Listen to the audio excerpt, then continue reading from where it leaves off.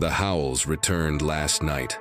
The werewolf didn't come back for weeks, not a howl, not a footprint, nothing. Honestly, and that silence scared me more than the nights it stood outside my windows. Because something that dangerous, something that's smart, doesn't just lose interest. It waits, it plans, it studies. And I think that's exactly what it did. It was the second week of the month when I noticed the first sign. A tree in my backyard, thick trunk still alive and healthy, had 3 gouges carved into it. Deep, clean, like fingers dragged through butter.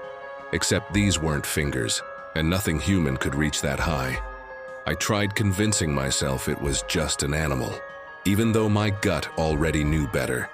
But the real confirmation came later that night. It was almost 3 a.m. when I woke up, not from a sound, but from the absence of sound.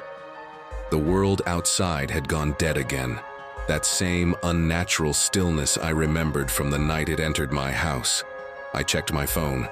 No alerts, no storms, no wind. Then I heard it. Not a howl, not claws, not footsteps. It was breathing. Slow, rhythmic, heavy, coming from my living room. I stayed frozen in bed, listening. Every breath sounded like something trying to restrain itself, like whatever it was wanted to be quiet. But its size refused to let it. I knew I couldn't just lay there. If it was inside again, I needed proof, or at least enough courage to admit the truth. I crept out of my room, one hand on the wall, moving slowly to avoid the creaks in the floorboards. The breathing got louder the closer I got to the hallway, and when I reached the corner, it stopped.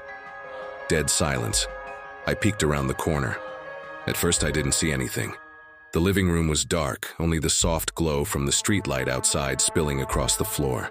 And then I saw it, a massive silhouette hunched beside the couch, knees on the floor, shoulders rising and falling as if it had just finished running for miles. Its head hung low, ears twitching at the slightest sound. It wasn't prowling, it wasn't hunting, it was waiting. I don't know how, but it sensed me. Even without looking up, its ears flattened, then slowly rotated toward me like radar dishes. I didn't breathe, didn't blink. Then, in the dim light, I saw its hand, not a paw. A hand, long, narrow, clawed, resting gently on the carpet like it was trying to mimic a human posture, and then it lifted its head. Those yellow eyes burned through the dark and locked onto me with a familiarity that made my stomach twist. This wasn't some random monster. This thing recognized me. It stood up, slowly, towering so high its ears almost brushed the ceiling. And then it stepped around the couch, deliberately, carefully, as if trying not to scare me.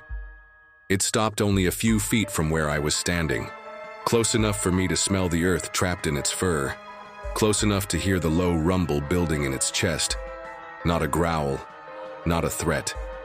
Something else, something almost curious.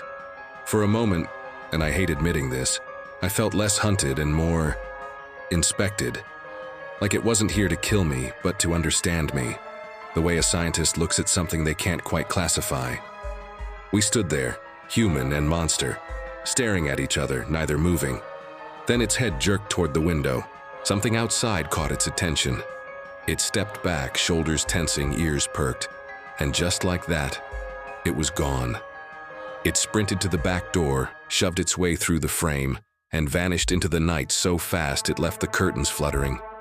I didn't sleep until sunrise. The next morning I found new tracks in the yard. Deeper, more frantic, facing away from my house, like it had been interrupted, or chased by something worse. Whatever that thing is, it didn't come here to kill me.